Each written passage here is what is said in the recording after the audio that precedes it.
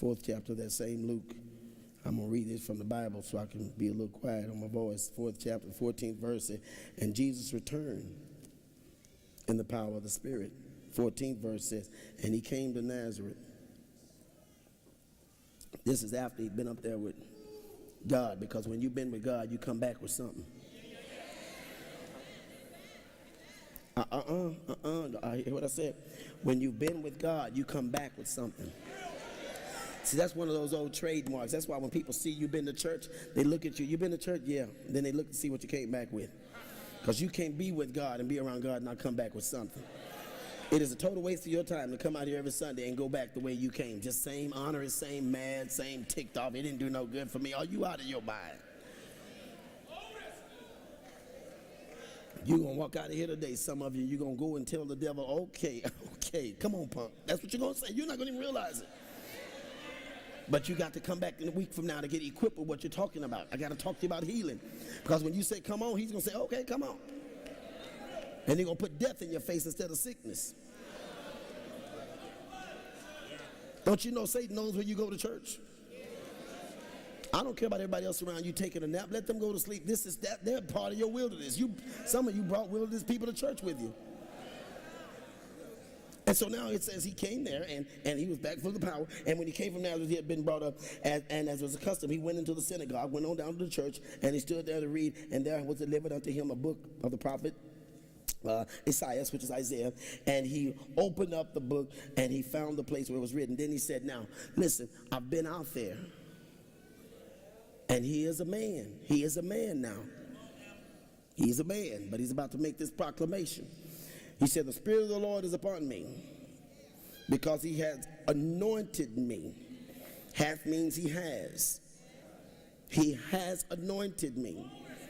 Before I could talk like anybody else making a speech. But now I've been given the power to speak through clouds, speak through frown faces, speak through folk ignoring me, speak through people that not want to talk about it, speak sometimes when they don't want to be heard. You're going to have to be anointed to speak what God says speak, because when you speak what God says speak, you will not only be unpopular, you will be on the hit list, you will be on the hated list, you will be on the seek to destroy list, you will be on the list that we found to be stolen from. You will be on the accused list. You will be on the depressed list. You will be on the discouragement list, because when you speak,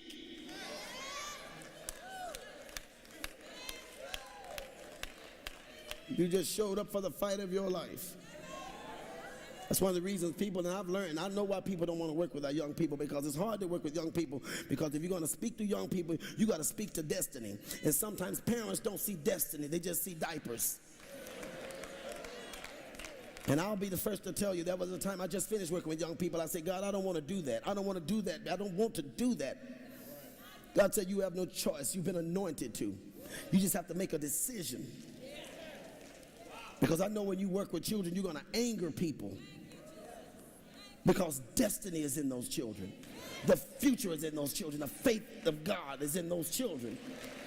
That's why they rebel. That's why they fight, because they're at a stage now where they say, if I don't stand up against God now, I'm going to lose. And they want to stand up against God. They want to stand up against the man of God. And you can't stand up against the devil if you're not anointed.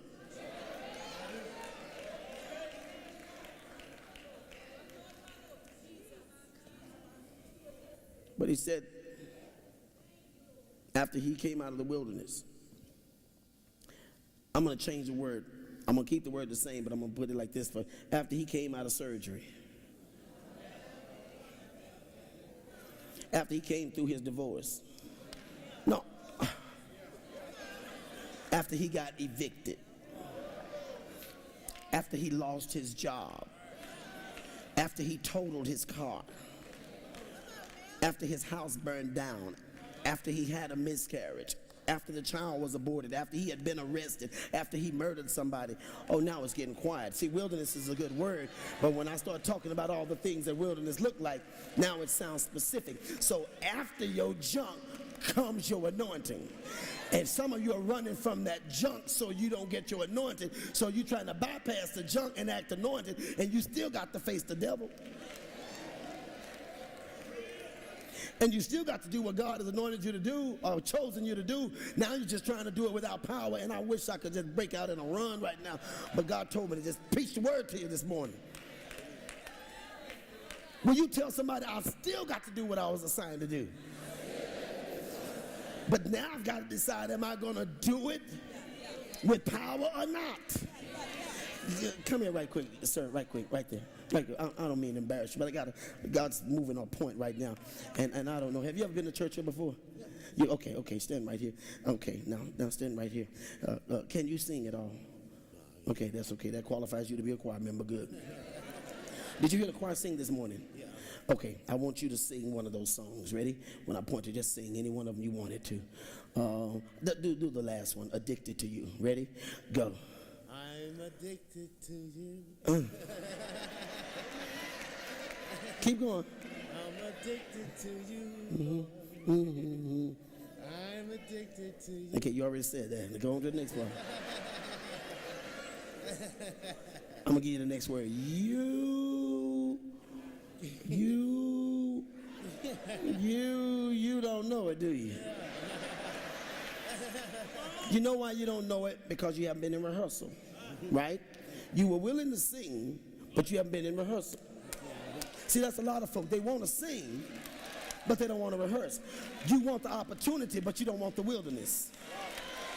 See, rehearsal is like a wilderness. You got to go through some things to prove that at least you're qualified. If you don't have all the words, you at least understand some of the words. Good job. You did great. You did great. Sit on down, man. Looking like Smokey Robinson over there. I don't know who that was. That's Smokey brother right now. That's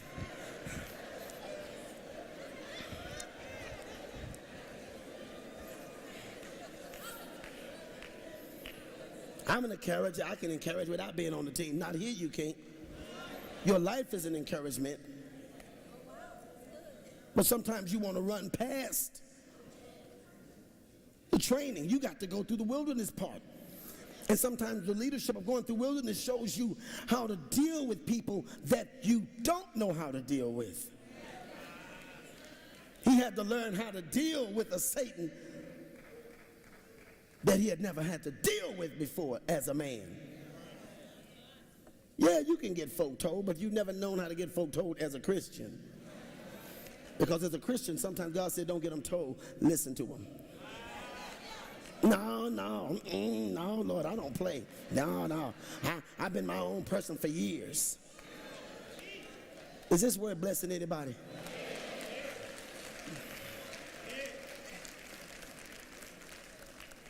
It's time for you to start running to the fight. That's what it's time to do. And I can see it. The fire is in you. But God said just light the spark. You didn't even have to start the fire, Rick. It's already started. They just been hit by so much cold weather. They don't know they got the fire there. So he said, the Spirit of the Lord is upon me to preach the gospel to the poor. He had sent me to heal the brokenhearted. Now watch this before we go home. To preach deliverance to the captives. All that stuff now, when he comes down, he's able to do all of this. But before, he couldn't do all of this because he didn't have the anointing for it. Some of you, he had the ability, but not the anointing. Now hear me. I'm not, see, because a lot of people listen to me right now. I can do that. Yes, you can. And you can do better than anybody. But you're a motivated speaker. That's what you are. And motivated speakers speak to motivated audiences. You know, you want to hear me speak because I'm a motivator. And when you invited me out here, you knew I would motivate you. Well, the anointing has you to talk to people that are not motivated. People all the time ask me about, and I'm not saying some of you are public, whatever I just said. You are that, and that's good. Keep motivated speaker. I'm not down in that. And don't come up to me saying, what you got against motivation? Man, I just want to put some anointing on your motivation. And what I want to do is make sure that you don't act like an anointed, motivated speaker. Because a motivated speaker can listen to the anointing and sound like an anointed speaker.